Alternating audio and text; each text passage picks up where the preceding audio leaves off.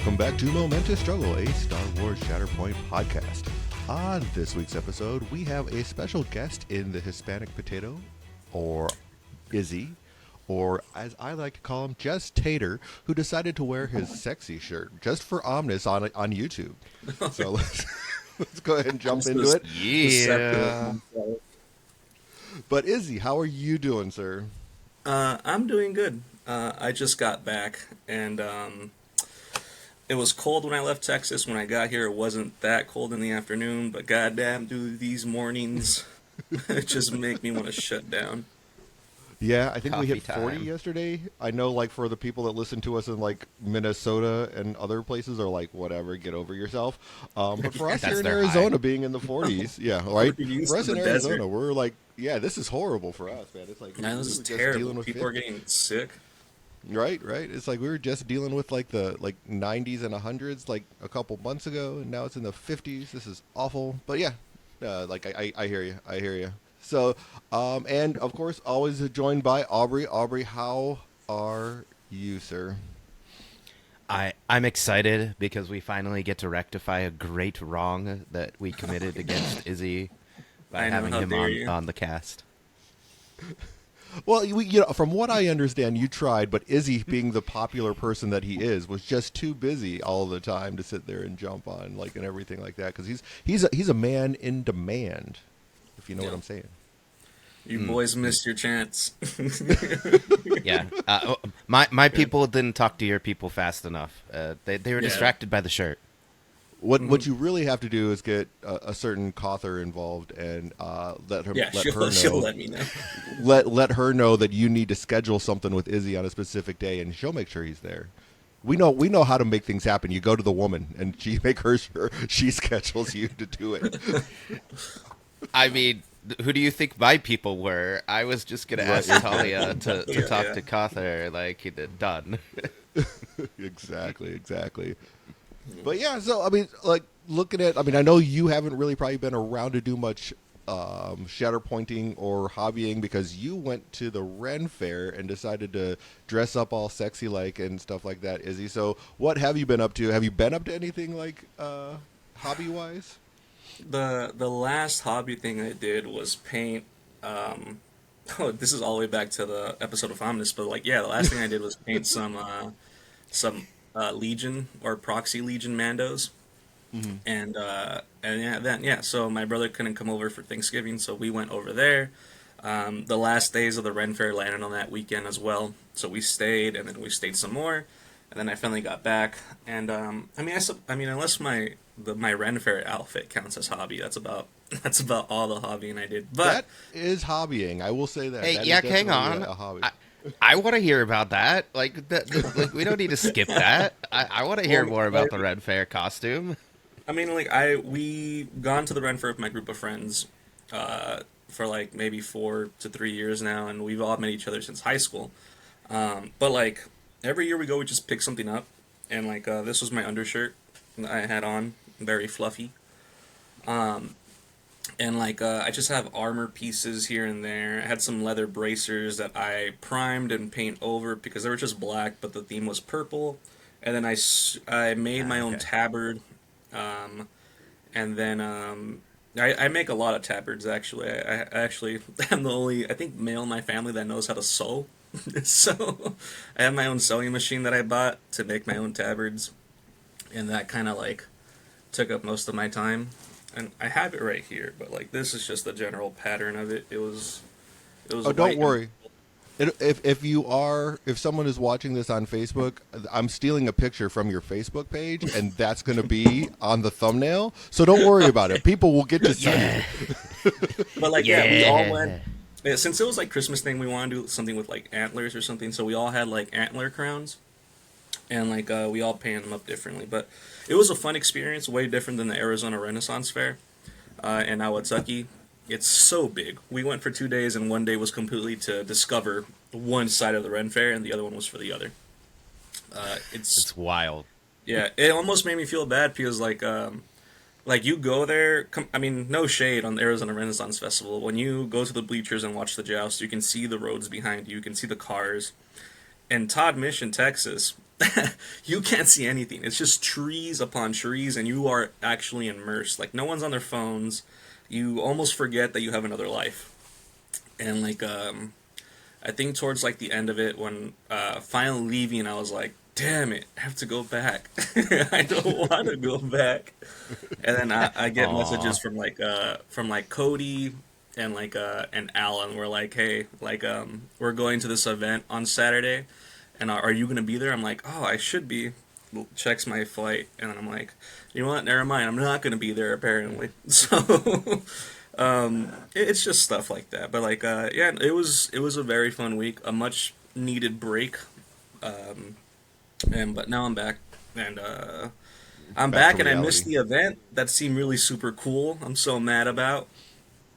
Yeah, we had an MCP event yesterday that had like 27 players, which was like just a Wow. random 27. Yeah, so this one, like, I think what it is the special dice that are coming in like the AMG kits really just bring people out of the woodwork. So like they had the special dice that they had All right. was like purple dice for which are really cool. So like anybody that went 3-1 Ooh. because like the kit doesn't have like, the kits come with like very limited amounts of dice. I think those had 8 dice. So like basically what it was anybody that went 3 and X or better got 1 dice, and then they raffled off the rest of them basically. So luckily I was like I was focused on going 3-1 yesterday just so I could get my 1 purple dice. But I ended up so like it was pretty cool. We ended up doing that. There was a lot of like like I like those kits that AMG does, like across the board, that they're doing because it does give something to get people out. Like because people like the shiny cards. I mean, coming from the Magic world, those shiny cards and stuff really just do it for people. It's like everybody always wanted the foils and the stuff like that, and it's really it's not as difficult when you're looking at playing like the games that we play because it's like, oh, I have my 1 foil card for my 1 character, and like you don't have to foil out an entire deck of cards or something like that. So, but yeah, so there was 27 people. We had 30 at some point in time, but then it dropped down. But it was, I mean, Alan did an amazing job with that tournament and everything. So it was really great to see that for sure. So Yeah. you're throwing gang signs, trying to figure out how to do the love thing but you're throwing gang signs Gang. instead. I got you. There you go. Got Swifty it. signs. It's a Swifty heart when you signs. said Alan. It's the Swifty gang. We love Right. Alan. We do.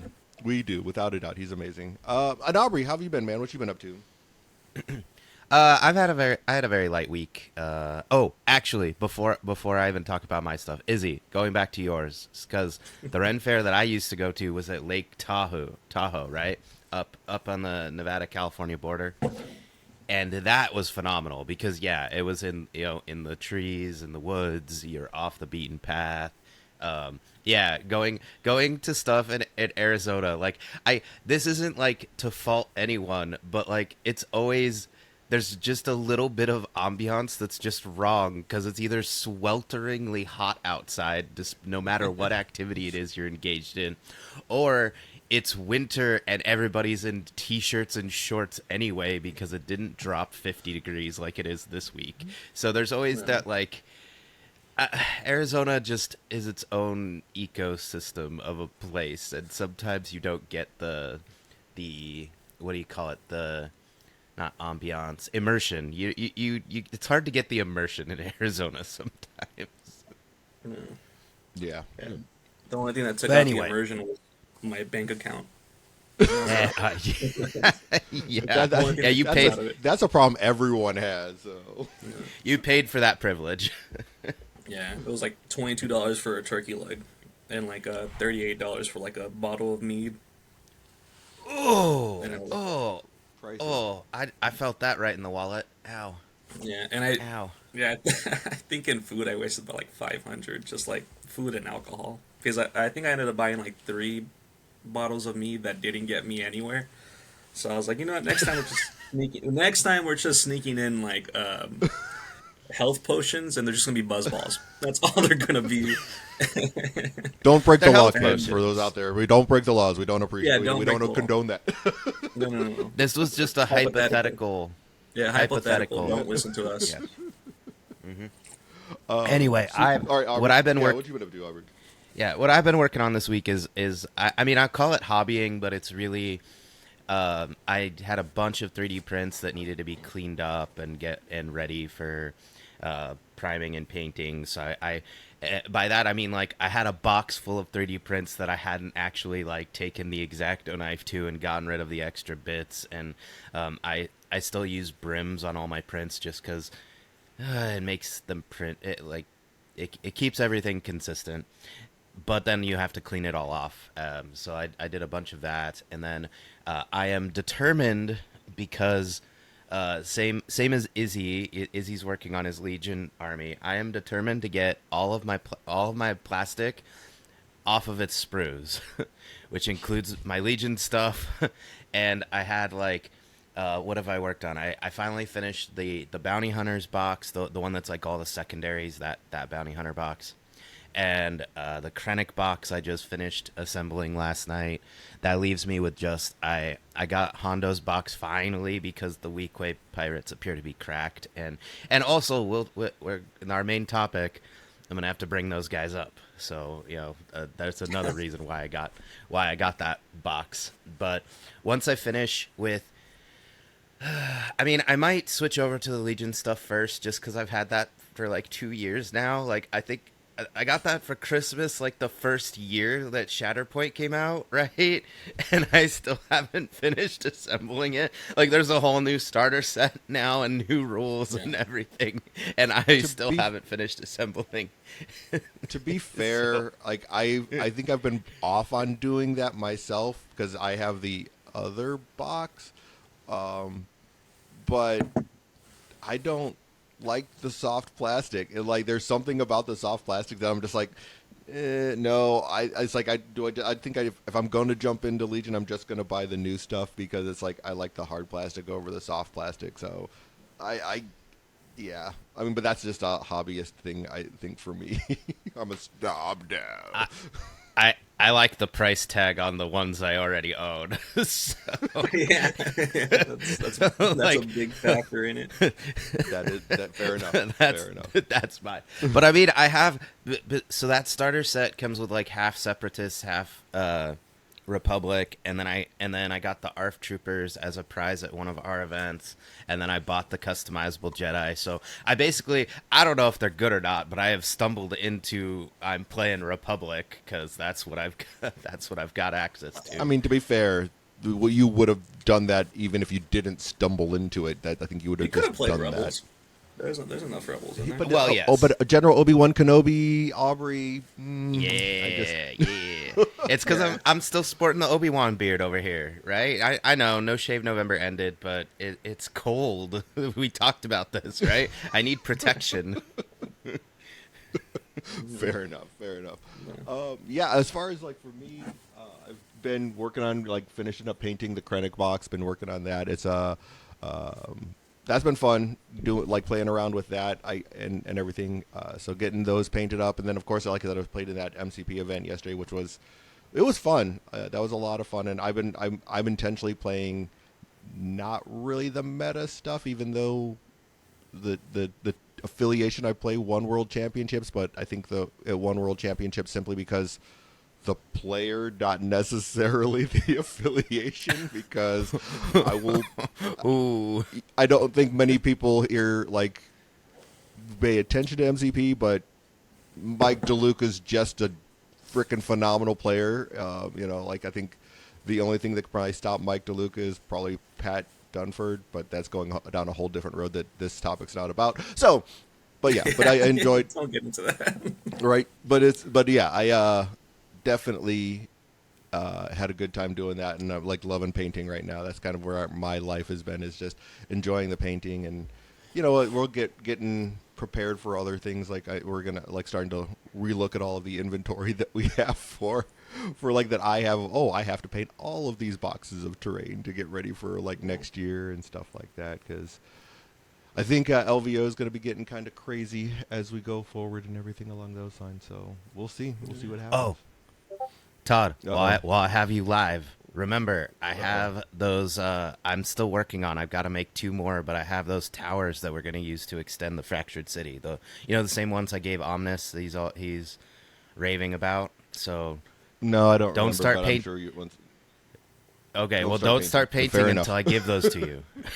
That's Fair important. enough. That's important because it's gonna Yeah. it's Okay. gonna basically we have 6 tables of fractured city that I already gave you, but if I give you 7 of these little tower things that I'm talking about, I'm pretty sure, and I have like it turns out I missed and I still have like 7 more little fractured city buildings that I apparently forgot to give you when I gave you all the others. Anyway, all of that combined, we probably have a 7th fractured city table. So, Listeners, Izzy, I forgot. It's fine. I see the look on your face. What this was is what our that? group chat usually looks like. Coming like LVO, Adepticon, when we have to set up tables, this is what it looks like. Just Aubrey being like, yo, I think we forgot this, and this, but we should be fine because of this, and this. And then, Right. yeah, and then that's what Todd sees, and Todd's like, what the fuck are we doing? But, There you I go. mean, it's always fun setting up tables. Probably my favorite part about setting up LVO and Adepticon is setting up the tables. Yeah, without a doubt, without a doubt. When the Adepticon folks are willing to let us do that anyway, because we don't want to sit there They're and step particular, on toes. They Oh, are yeah, yeah. particular, and Yeah. that's fine. I mean, which I don't blame them. No, I mean they have a high standard, and we don't want to overstep our bounds and stuff like that. So definitely want to make sure that they. Oh, fair, yeah, yeah.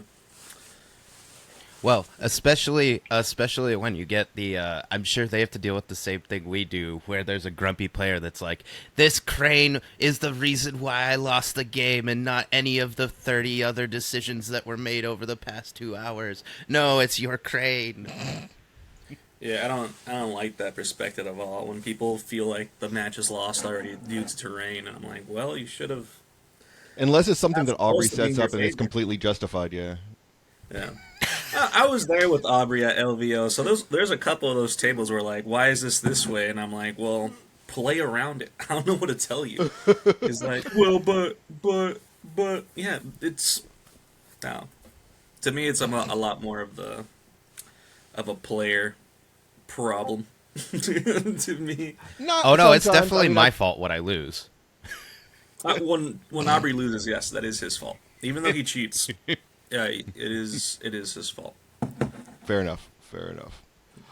Yeah, so I guess we can kind of jump into the topic because you gave us a couple of topics that you wanted to come on and talk about. Unfortunately, like based off of based off of conversations I've had with other podcasts, like some of those are we didn't want to duplicate what I'm gonna be on another podcast talking about. So we're gonna talk about Todd's pitfalls being and coy. list building, I guess. Yeah, right.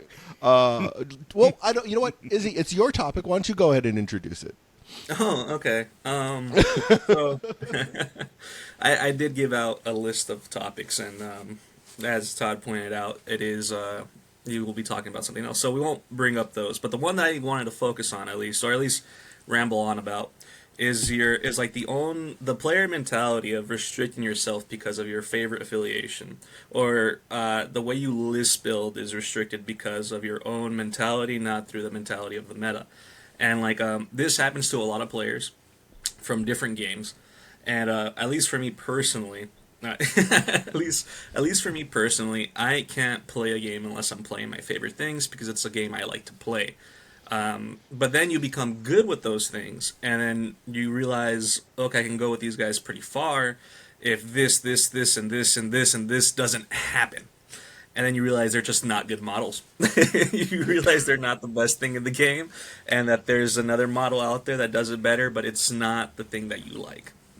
And so I find myself in that position a lot, especially with Mandos and Shatterpoint. Like I love me some Mandos. I did a podcast with Omnis about it, and like I love them a lot. I've looked at different variations of lists. I play different variations of lists, but it always comes down to, damn, those bounty hunters do a lot more with this other primary than my Mandos do. Damn, Clan Kree's Mandos are pretty cool with their shove tree, but damn, do they only roll 4 defense dice and die barely easily. And then Oh man, I love most of my Mandos, but if you put a pin on them, like they're like offline. So it's just it's a very tough scenario that I share, and I wanted to bring it up to you guys because I know that Aubrey's struggled with it. I know Todd, you struggle with it a bit, and I just Yep, wanted to see your guys' take on it. certainly. Aubrey, what do you think? I'll let you take the lead on this one. Oh, I mean this is a thing where okay, to go back into my days of Magic, I actually would chase the meta a lot. I had five or like in my like heyday of trying to be good at Magic and be a little competitive. I would have four or five modern decks. I would have like I had multiple decks in multiple formats so that I could just be able to switch and pivot onto a different strategy because even though I'm a blue white control player at heart, there would be times in the meta. Yes, I know, Izzy. I see the look on your face. Yep. I no, no, Blue players disgust me. no. Yeah. Like there'd be times where you just control was impossible. You couldn't play control. It didn't work, and so I would pivot into something else for a while just to be able to keep my win percentage up and all of that. And then so coming over to Shatterpoint and this is supposed to be my I'm not trying to be competitive anymore. I'm relaxing. I'm enjoying my game. I mean, yes, everybody wants to win. I want to win too. It's fine. I will admit it. I am a gamer and I want to win. But uh talking about list expression, yeah, when you're dealing with squads and teams like in a card game you can kind of hand wave stuff even if you're talking like from a lore or story perspective because there's too many cards in a card game for you to be like I am only going to use cards from this one set so they all match my theme. No, that's not how card games work. That's no, you're not going to get there. Whereas with something like Shatterpoint, where you're talking two squads or four squads, like yeah, I want all my Republic, clones together. I want all my rebels together. Darth Vader doesn't lead the Galactic Republic, guys. That's not okay. Yeah. That's where I enjoy that expression. Even though, full stop, we have the world between worlds and multiverse theory and time travel and weird stuff that's just sitting over here in a little box that they keep locked up and they only bring it out once a decade. It's like Star Wars can totally do the, what if Luke Skywalker and Boba Fett teamed up on a mission or whatever. Like you could do that and Shatterpoint lets you do that, but I don't want to, Izzy, and you can't make me. No, you can't make me either. No one can make me. No, and I 100% like I'm right there with you. I think and you can even talk to like Chris, purist of Christopher's. I Oh, mean, he's even said this himself. Like if he's gonna play this game, he's gonna play what he enjoys playing and what he has fun playing, not necessarily what is the best thing to do. And like it's kind of funny to watch the inner struggle with him because it's like he's super competitive, but he wants to still play the same stuff he likes. So it's like I know the struggle from when I played Magic. It was like I want to play my aggro decks, but aggro sucks right now. So what am I gonna do? So no, I'm like I empathize so much with him, but yeah, I'm like as far as like on theme, I'm the person who like on most games that I've played is like, okay, I'm gonna play all of that particular tag slash affiliation no matter what because that's how it is in the comic books or that's how it is on the TV show and I have to watch it. I have to play it exactly that way. And that's just not necessarily how it's going to go if you want to play in like a tabletop war game to the most competitive. So it is a struggle for sure to like try and find that balance if you're trying to do both. And I don't know if it's 100% possible unless the designers of the game make it that way intentionally. And and there's so much to balance when you look at like AMG that I don't think they have the ability to do that balancing because like they're not a large company. They're growing, especially since like MCP dropped 6 years ago when they were a very very small studio, and just like starting out. But they're still not. They're not GW. They don't have unlimited resources like GW has, so they have to allocate their resources accordingly.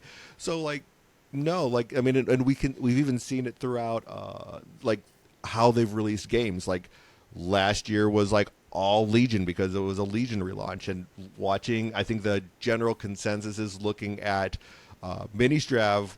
This is probably going to be a focus on MCP this year. So like they can only focus so much on one particular game system and put so to sit there and get the balance that would like make our hearts happy was probably something not within the cards so that for them, and we're just gonna have to like, okay, well, we can play Rebels, but we might have to splash something else to sit there and make it work or something along those lines, even though I know Aubrey doesn't want to do that. So I guess with that in mind, Izzy, how do you overcome that conflict that you have of wanting to sit there and play the same thing and everything? Okay, well, Izzy's like a don't. you get super good at the affiliation you chose or the squad that you chose to the point where you reach the ceiling, and then you lose every single time. And you lose to the dumbest meta thing, and then you lose to players you could beat. And then you just lose. And then that will trigger something in your brain that's like, you know what?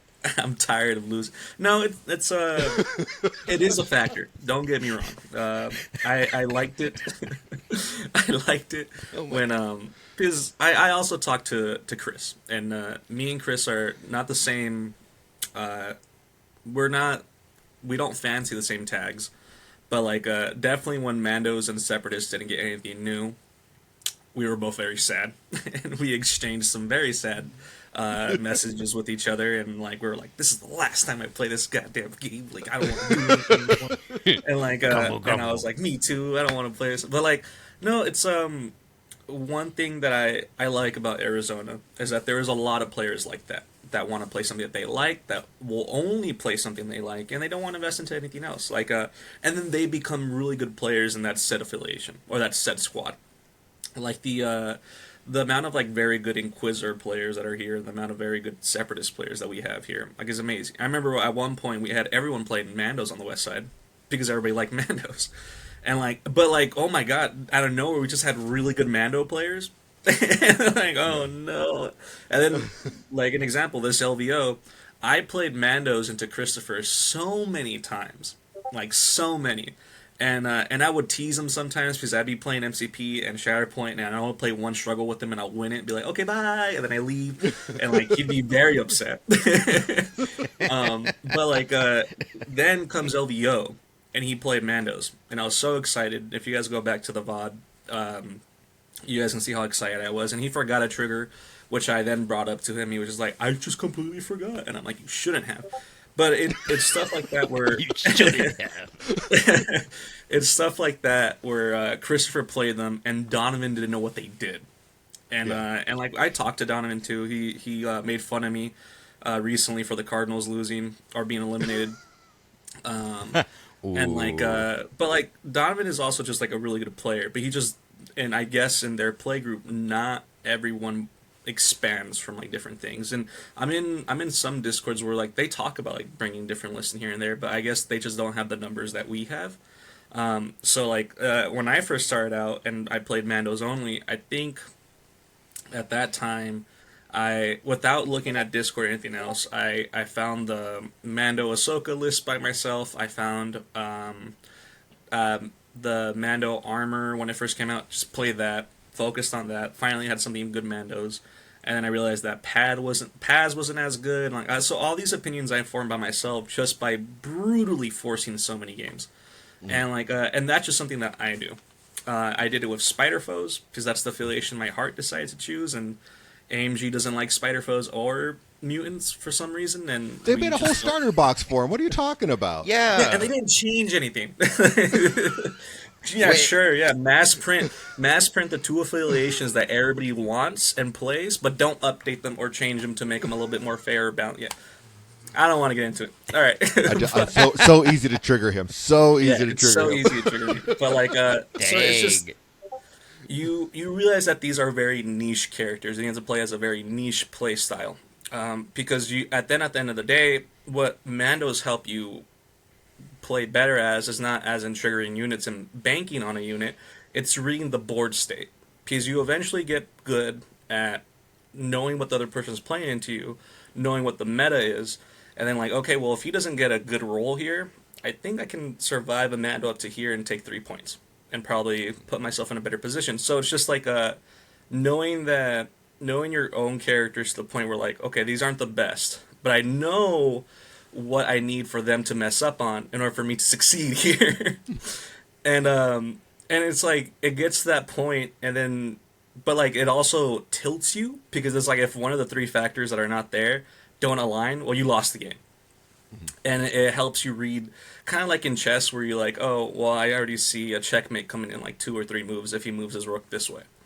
And to me, when I play Mandos, I'm like, okay, well, if my secondary goes down right here, and my two supports get one shot by another support, I'm done.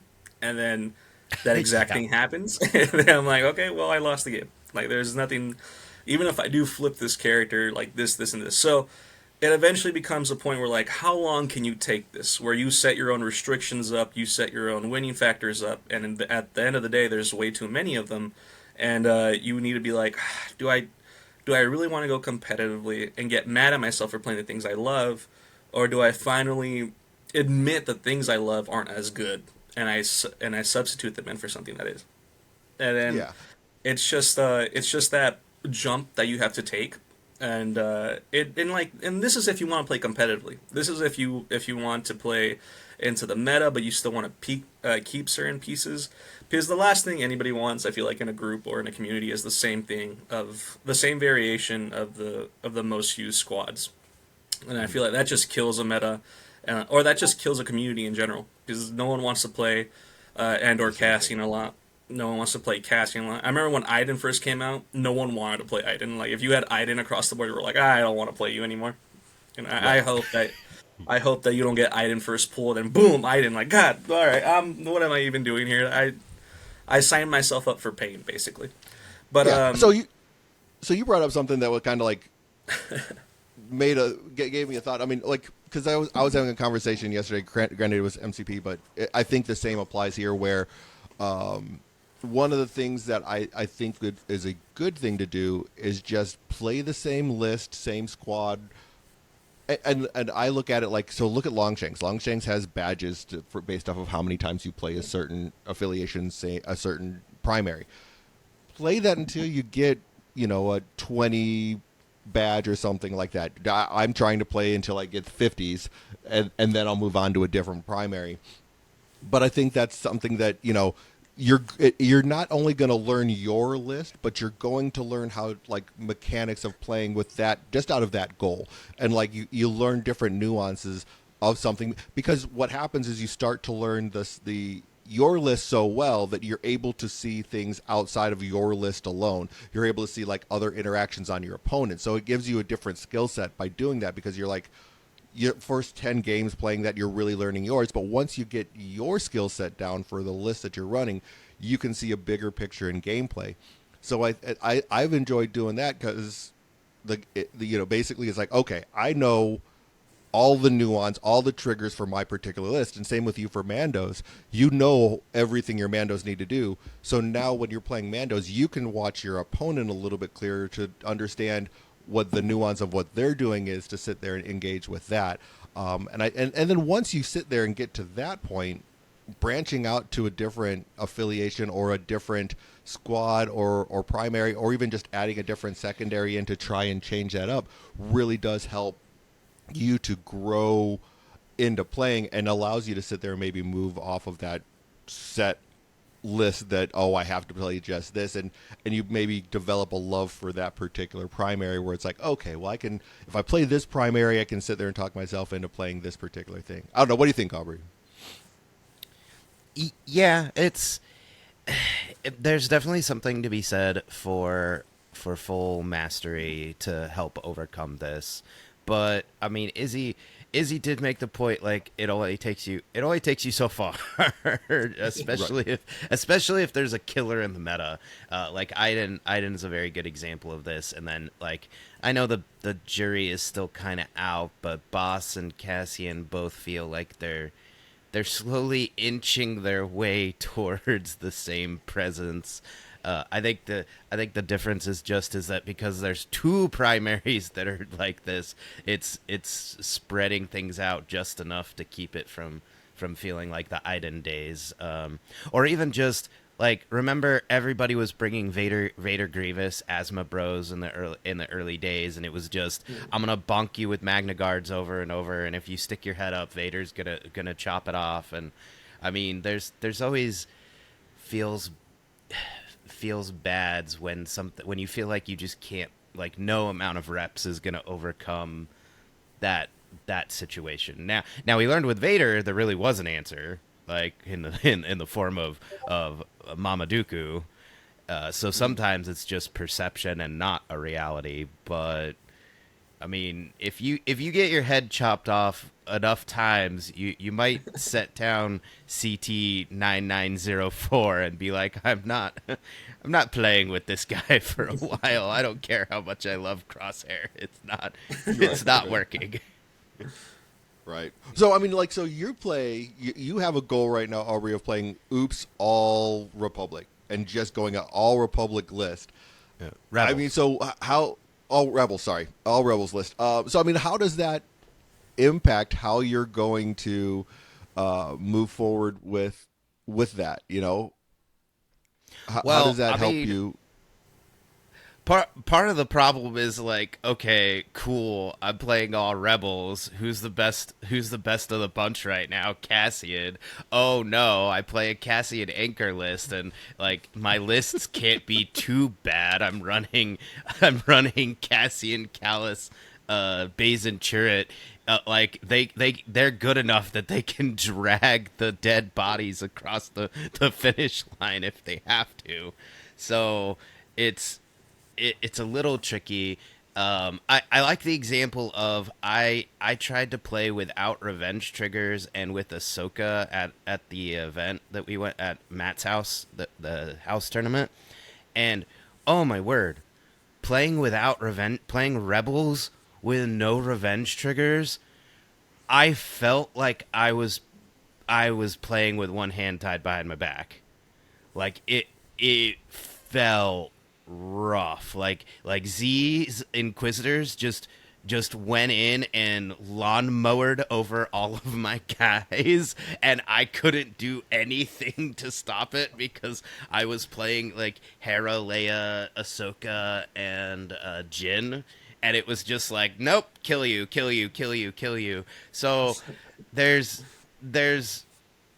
accomplishing a goal, and then there's playing stuff that really just doesn't synergize well into the meta. And Inquisitors isn't even meta. Like imagine if I had been playing against Boss Obi-Wan instead. It would have just been like dunk dunk dunk. The hand on your head because I'm the short kid. The hand on your head, you can't get the ball, can't get the ball. That's what it would have felt like. Fair, So fair enough. so I mean, there's that. But okay. Here's the other side. All right, I'm the lore guy. I'm the one who always wants the story to make sense. This is where I start, like when I'm like, okay, I've got to do this. I've got to play good stuff in my list. It can't be all weird models that don't really work well together. So I try to come up with story reasons. I try to come up with why is Dengar hanging out with all the rebels, and fun fact, I now finally read the Bounty Hunter Legends books. There's like a Bounty Hunter war before the comics did it, like 20 years back. It's a very weird book. They're not that great, but in that story, he basically talks about the fact that there are bounty hunters that would work for the Rebel Alliance. They just they didn't like talking about it, or wouldn't always do it because of course the Empire pays better and it's safer and easier to work for the Empire. But even he was like, because like in that book he has like a wife and he's trying to like get out of the bounty hunting business. It's like a whole thing with Dengar. I learned way too much lore about Dengar the other day, and he's like, he's like, yeah, we talked about like helping the rebels on like a supply run or something, but we didn't want to like take the risk or blah blah blah. So I mean, come up with a reason. What the Din Djarin was running around as a bounty hunter during the Galactic Civil War. I mean, that's strongly implied. So, because it's not just me. Even Talia, because she knew my goal. She knew my goal, and I had like my 3 rebel primaries out, and then I had the Mandalorian, and she's like, wait a minute. She's like, what's the Mandalorian doing here? He's not a rebel. That doesn't count. And I'm like, but it could count if they paid him. We haven't seen the new movie yet, so yeah. Most likely we'll be working with Rebels, though. So what do you do, Izzy, to kind of overcome that? Because you play Mandos. I mean, so it's like... So what I ended up doing was... Because one thing that I forced myself not to do is pick new supports, because there's only so little of them with Mandos, and Coverts are good.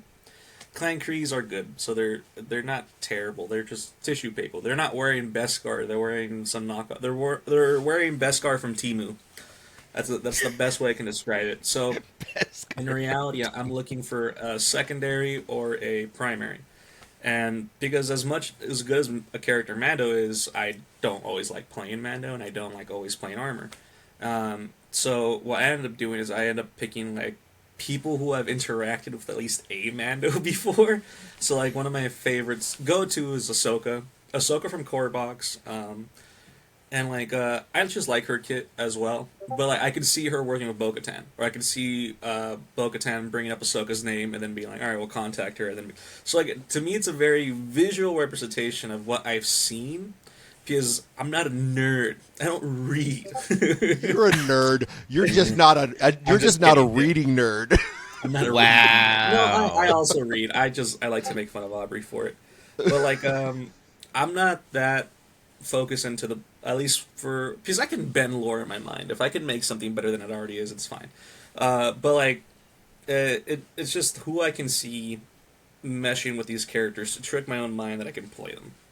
So like something that just does not work at all is like there is a list that I tried out, which was the armor and fish boy list, which was very fun.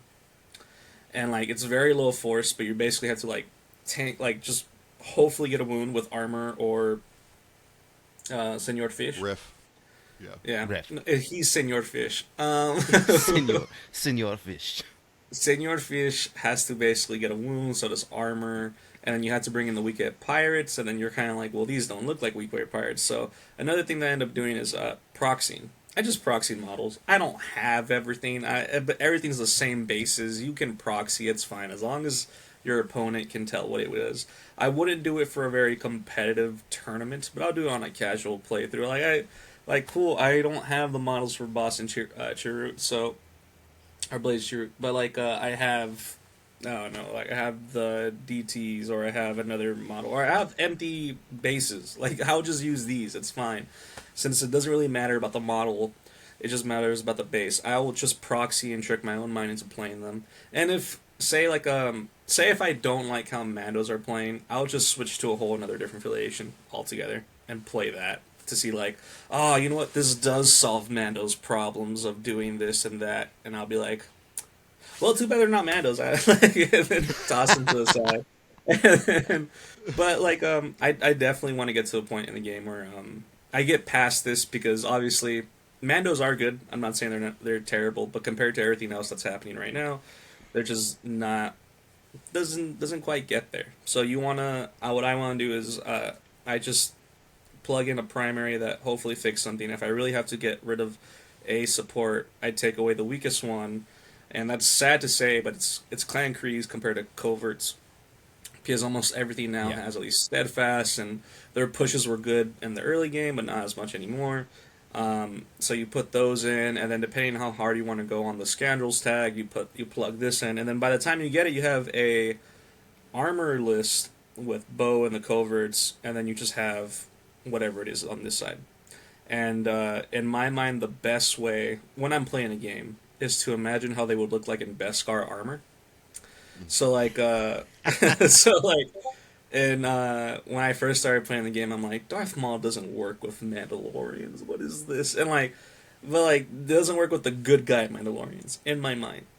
I'm like, oh, but what if I took off Gar Saxon's head and put it on Darth Maul's head, and then like, What? Okay. and Okay. then so then it gets to the point where like I'm kit bashing a model to make me feel good about the I'm using the model. And I've done that to a couple of models. I think the thing I'm gonna do now, as I was talking about it, was I've gotten tired of like playing Mandos, and I don't like Armor's pose. I don't like Paz's pose, how they're just on the ground. So I bought extra models at Adepticon, and then no, at LVO, and I'm taking off their jetpacks and plugging them on them, because I want everyone to be flying. That's what they're known for. That's what the hippity hoppities are. So then now I'm looking at which model looks good enough to be flying, so I can put a jetpack on them and pretend they're a Mandalorian. So now I have that criteria that if I want to plug something in, I have to have someone with a cool jumping pose in order to put a jetpack on them, and I can be like, okay, they're a Mandalorian now. So at least for me, it's more about visualizing to trick my own brain into playing a model, and I feel like that's a lot of people, because if you could just ignore someone's name and be like, okay, I'm gonna pretend like you're not this model so that I can play you and play a better game. And but also you look at the model on the board like that, but that's that model. Like, but now they have a jetpack, they have cool armor on, they have the Gara Saxon's helmet on, and like that's a Mando. That's a Mando. So to your me. solution is kit bashing until it makes sense. Got it. Yes. Kit bash to your heart's content. And matter of fact, kit bash with other models. It might be more expensive in the long run, but if you take them to a tournament and they're like, I don't know what that model is. Well, it's all parts of the original model. It is 100% AMG plastic, so it's just don't know what to tell you, bud. Yeah, I like it. I like it. I mean, one thing that you made, that you kind of touched on there also is like kind of getting a palate cleanse of your list though, and like moving on to something when you, well, especially like when something starts to just get a little mundane, or you get a little frustrated with how it's playing. You're like, I am so tired of I've lost 7 matches in a row playing Mandos because they're just not doing what I want them to do. I think there's value in moving off of that for a week, at your weekly game night and just play something very different, just to sit there and get that palate cleanse. I don't know. What do you think, Aubrey? Oh, absolutely. There's a reason why I was excited about Galactic Legends, and we need to do some Galactic Legends, guys. Just saying. But was happy to have that as just I'm gonna go play something completely different. Hey, I played Mando's, Izzy. Yeah, it wasn't. It didn't go that well with Andrew's Republic guys, but hey, it's all right. We try again later. So like that's definitely very important. Yeah, sometimes you got to switch. Like even though, like I knew my Rebel list with no revenge triggers, no Cassian, no Kanan, I did not expect it to do well, and it didn't. It got his teeth kicked in all day long. But you know what? I got to experience what it was like to play a completely different list. Albeit it turns out an inferior list, but that's okay because I at least got that experience, and now I can go, oh yeah, that's what that feels like. Maybe I do actually like playing the the units that I like playing because now I've experienced what it's like to not play with them. Fair enough. Fair enough. Also, I don't know, Izzy, do you have any closing thoughts here? I mean, I think we've kind of beat this one down pretty good. I mean, so do you have any closing thoughts as far as? One thing that I will say is that when you're on the train, or at least in the process of like playing your affiliation over and over again, don't look at your Longshanks rating. Don't look at that, especially if you want to like Because here's the thing, it doesn't make sense. I remember joining a Discord for the specific reasons of like getting my Longshanks rating high, and I did this for Spider Foes, which is probably one of the worst affiliations to do it in. Also, probably one of the most funnest because you go to the Spider Foes chat, and it's all just memes. Like no one takes it seriously, and and I think I don't want to claim this, but I think I am the most well, not anymore because it resits every year, but like every year since I played NCP, I had almost 100 plus games with Spider Foes. I would never not stop playing it. It got to the point where I think in total I have had like maybe 600 games of Spider Foes, and that shows. And so I remember when I first started, I was like, "Yeah, how many games do you guys have to get to like get to a certain rating?" That's not the path you want to go on because ratings, especially on Longshanks, don't really show like your experience. Because I would be like, my score would be like 56 games won, and then like 60 something lost, and then with a win rating of something else, and then I'd be like on the top 18. And then the guy who's on top of Longshanks has played them 16 times and lost 4 times. And I'm like, well, he doesn't know exactly what's going on in Spider Foes. And and then it resets every year, so it's just like, oh man, like this is something else. So you never want to look at Longshanks to make yourself feel better. It's not. It's never gonna make you feel so. Try to, at least if you're trying to get your affiliation down, put yourself in the mental process where like, I will lose. It's gonna affect my rating. I don't care about my rating. Put yourself in I don't care about my rating spot because if you don't, it's gonna make you feel terrible about the affiliation you're trying to grind in and be like, well, I just suck with these guys. The fact is you don't. It's just that you are playing affiliation that just doesn't win a lot, and everyone else is playing something that does win a lot, and it's just going to go bad for everybody if you just keep on checking your Longshanks. And then, but also, the more you play it, the more you prepare your community for to see that in a competitive scene. One of the saddest things I've ever seen in this game was not for Shatterpoint, but for MCP, where I played the crap out of Spider Foes for like maybe 2 years, and like I think I just prepared everybody for LVO, and then so the following day when we went to LVO, everyone on the Arizonans who went just got paired with Spider Foes players, and everyone was like, "Oh, let me explain to you what my affiliation might do because you probably don't know it." And they're like, "No, there's this guy in Arizona that plays them a lot." So and then boom, they just kicked their teeth in and dragged them through the mud, and they were like, What's good?" And then they came back to me and they were like, "You know what, Izzy? You're a pretty good Spider Foes player because I beat that guy in round 3, and we usually go to round 6." And so it's just like, oh my god, these poor souls. And so then I later had a group of like 5 people that were Spider Foes players that were like, "So what'd you do that these guys just know all of our tricks?" I'm like, I tried every avenue and I played them in every single type of way to the point where that's what the regular was like, okay, let's go play against Spider Foes today, and that's what it was. So you prepare your community for what you play. And so I think what the West played was just a bunch of Mandos, and everybody was prepared for Mandos. And coming to LVO or Adepticon, like any Mando match, people I think had in the bag. Like they knew exactly what to do. So it's also just kind of like a double-edged sword when you're trying to practice and then later play what you love. Like everyone's gonna know how to counter it, and it's just like, well, damn, I got so good at this, but so did the other person in front of me, and that's also a Right. thing too. You can get very good in affiliation, but you keep on playing it, the person who you're playing against will counter it as well. And it just you're surrounded by good players. And, like you just take it at face value of you're doing very good with the affiliation you're playing. If you played a different affiliation, you'd probably be the best player in the world. Yeah. I mean, And it's without a doubt like that's you make a good point, especially like with Longshanks, because like Longshanks can be kind of easily manipulated. I mean, you could just sit there and make like a 4 player rated event with like oh yeah, you and 3 other people, that you know you're better than, and just run that event in a day and do that once a week, and all of a sudden you're 3-0 multiple times in a 4 play, like 52 times a year. And you know what, you're going to have this like amazing rating because you just have all these ranked wins. So be careful chasing Longshanks is definitely a very good cautionary tale. I would always say that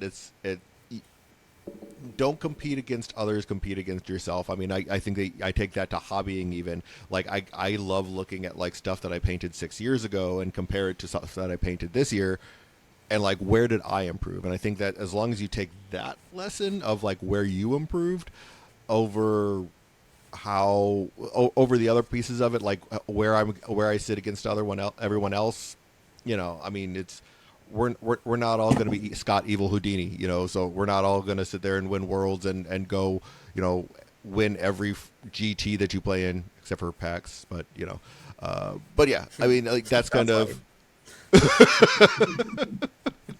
but no, I mean, he doesn't listen to us anyway, so that's fine. But no, I would think that that's the biggest thing is, like, you just look at where you're improving and stuff like that, and everything along those lines is definitely kind of the way to go. So I don't know, Aubrey, you have any closing thoughts there? Just, I mean, same thrust of the point, but just make sure that your goals aren't conflicting with one another, because if your goal is to win, this conversation isn't for you. Go find the best models in the game, and no, I'm sorry. Like if your number one goal is to win, go listen. You wasted an hour listening to us if that's your goal. Like, come on, like, you can min max your list. You like go play boss and Cassian. There's lists out there. They're already pretty good.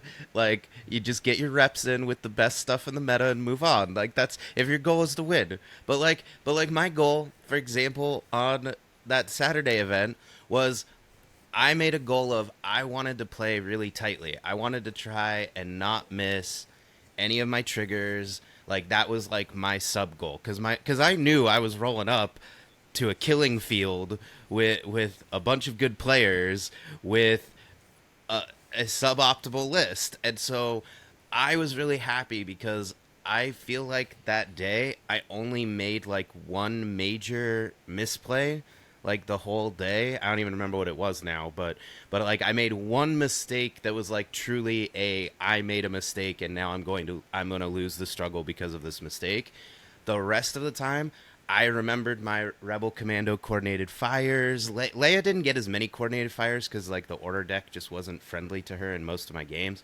But like, when I had her available, I remembered her coordinated fire. I used her explosive charge really well the couple of times that I did it. So like, I was happy, even though I went 0-3. Like, I lost every single round, but I played well. I didn't mess anything up or do anything goofy. I mean, I think I had like one situation where I wasn't sure if I was going to be in or out on a movement, and then that bit me, but that just happens. Like, that's not really a play mistake. That's just, I was moving a model all the way across the field, and I'm like, I don't know if all this hop, skippity, jumpy is going to get me there, but we're going to try our best.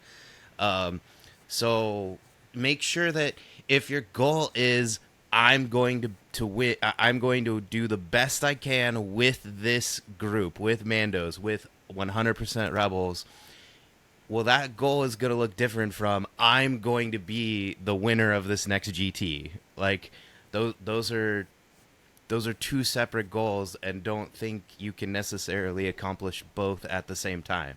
You might have to pick one goal and then take steps to accomplish that goal. Like I still got a list I want to try that's a little more competitive. Omnis talked about bringing Fifth Brother into an otherwise rebel, like an otherwise Cassian rebel list. Like, it's all rebels, and then you got what was it? Mando, Dengar, and Fifth Brother, I think, was it? And you know what? I'm gonna work on my non-existent Photoshop skills. I might turn Fifth Brother into Cal Kestis just so that I can feel better about it. But It'll look real good. But hey, why not? It'll be fine. It'll work. And if not, well, maybe Fifth Brother had a change of heart, and he's tired of, after all those years of killing Jedi, he suddenly wants to help the rebels. Who knows? I don't know. Fair enough. All right. I mean, I like it. So, like, I think overall, it's like, get a palate cleanse, do some kit bashing, and check your blame, play what you like. I like it. All right, well, let me go ahead and close out here. I just, as always, want to thank all of our listeners. Thank you very much for paying attention and listening to us. Thanks for coming to class today and having our guest teacher here, Izzy, teaching us how to sit there. Guest instructor, yes. He's the substitute instructor today, teaching us all about how to trick your mind into liking things even though you don't like them. A good relationship advice as well, I guess. But no, thanks again for listening to and paying and coming in and hanging out with us and giving us an hour of your time. We always love that. If you want to support us, you can always do so by becoming a patron. That is the best way to do so for as little as $1 a month. It does help us do all the things that we do, like go to the conventions, run events, and live stream and everything that we do for there. But if that's not for you, you can always like, subscribe, and give us a comment on YouTube, or just leave us a comment, or go ahead and rate, review the podcast on whatever podcast platform you are listening to us on. But as always, like I do again, want to thank you very much for listening. And as Izzy says, it's okay to be a nerd as long as you're not one of those reading nerds. Yes. May the Very force true. be with you. Adios.